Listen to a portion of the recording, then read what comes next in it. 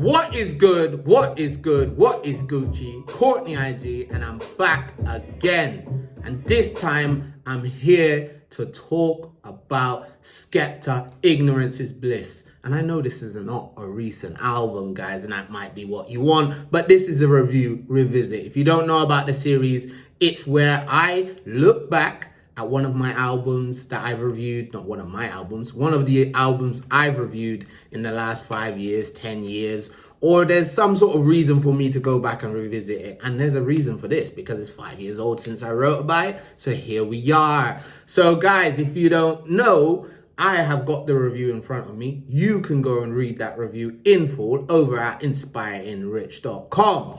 So guys, let me crack on. No long thing, no yabba yabba yabba. You know what I mean? All right then, it's gonna be a mad things. The SK level has finally been reached. Ignorance is Bliss is here. Skepta's 5th studio album. This album comes off the back of a single feature streak in 2018, which unquestionably put Skepta very much in every conversation alongside his masterstroke branding moves, which you can read a bit more about here. So I got a link there referencing something.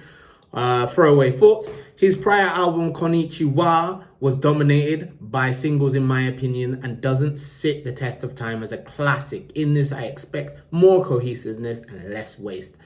Yeah, you can look at the review revisit also on Konnichiwa, also on this Inspiring Rich channel, also in this little playlist where this is gonna sit and live. So let's not go too long. Let's not win this out and make it go on forever and ever. Let's just get the rhythms going, and you know what it is. It's the Inspire and Rich. You know what it is. If you don't know this one, then I don't even know what you're doing here. Like, you should know this one. If you're a Skepta fan, you should know what's going on right here, you know?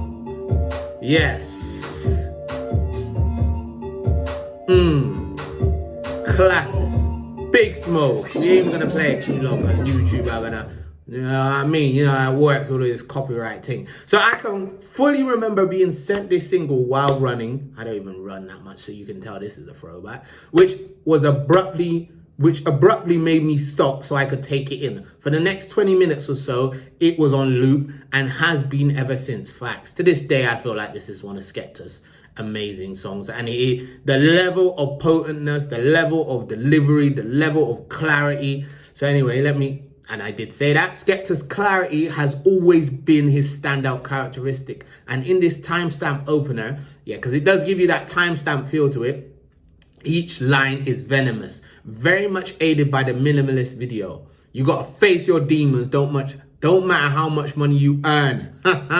Yeah, if you watch the video, if you haven't watched the video, go watch the video and you know what I'm talking about. You'll see how minimalist it is. You'll see how it feels a bit like a timestamp. Skepta's really giving the beat so much space, and he's really just delivering line after line after line after line after line after line. So let's not make this long. Let's just jump straight into the next one. If you don't know this one, you know what I mean? You gotta know this one. You gotta know this one. DJ's so wavy, this mix is crazy. You know we gotta fling the tie in and all of that, man, there. Pull up on her. Pull up on her. Pull up on it. You know the vibe. You already know the vibe. So Redrum, murder, backwards, obviously. These Oriental strings are murder, and Skepta is going straight for the headshots with this album so far. It was Grease Mode before. We're not going to talk about that one because, yeah, I'm not talking about every single track. If you want to hear my thoughts on every single track, you got to go read that. You know, he's going headshots with this album so far. The Greasy Kingpin Mosh Pit. This Greasy Kingpin Mosh Pit rhythm is an excellent blend of grime and trap, let down by the mediocre feature of Key. Yeah, maybe it's time to jump on the Keys revive.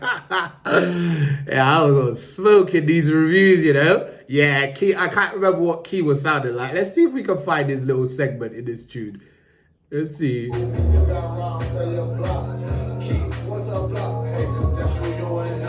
Yeah, leave it. You know what I'm saying? That's what I was saying.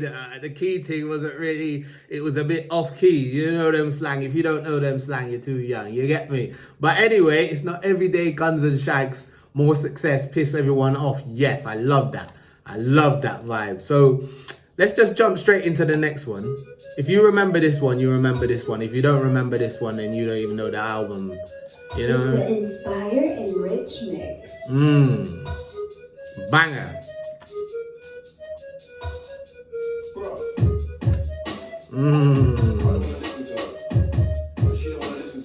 Yes. Yes. Real lyrics. Yeah, we ain't gonna let it run too long. You know how the thing works, you know how the YouTube stay. So this is very much the nostalgic grime production I like. On this song, there is very much a gradual build up and the basement style sounds. A strong follow up from Going Through It. Yeah, Going Through It before that, guys, is you can really tell the intellectual, deep thinker, not overthinking, but you can see the way that Skepta's mind works with songs like Going Through It, Same Old Story, and also there's another one, I'm literally reading it, Glow in the Dark. Those three give you a bit of insight into Skepta's as well as Bullet from a Gun, obviously. So anyway, back to Same Old Story. A strong follow-up from Going Through It. Here, Skepta's dipping into his relationship pain and giving us something relatable, giving us a relatable story of someone who has baggage. Man, I wore so much Ed Hardy. How could I forget that love kills slowly? I don't know what that means. I don't know why I highlighted it, but there has to be a reason, which I can't remember now. So, guys, those are the 3 tracks that I'm going to talk about right now. I'm not going to try and... But if you remember this one, my comments on this one are kind of crazy. I have rinsed this too much already. It's a rhythm. They could have replaced You Wish. Okay.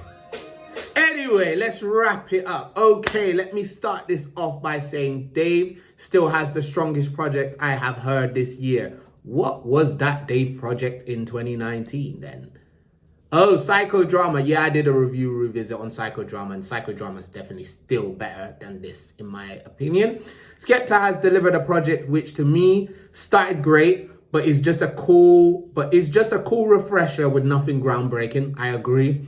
I do like how this project is very much UK from a production standpoint, stripped back from the US presence of Konnichiwa with the likes of ASAP Nast, Pharrell Williams. When I compare it to Konnichiwa track for track, there's less single bangers. On the flip side, it is a more cohesive listen. I actually agree. I feel like Konnichiwa was just about, you know, Shut Down, Man. All of these songs are great songs, but they're standalone songs. They're not really, it kind of give you a bit of mixtape-ish vibes with that, in that sense. But it was his breakthrough, resurgence breakthrough into the industry, I would say, with those kind of That's Not Me and all of that vibes. I don't see it being talked about as much later down the year when all the projects are weighed up, in all honesty. I want to see Skep push JME and BBK now. This was cool, listen, let's bring the gang along. Yeah, they had the BBK song on here, Gangster, but that wasn't really, you know what I'm saying. Top 3 tracks, Bullet from a Gun, Same Old Story, and Glow in the Dark. We didn't play Glow in the Dark, but that tune's a tune. It has Wizkid, it has Lazy on it. Let's see if it... Yeah, here we go.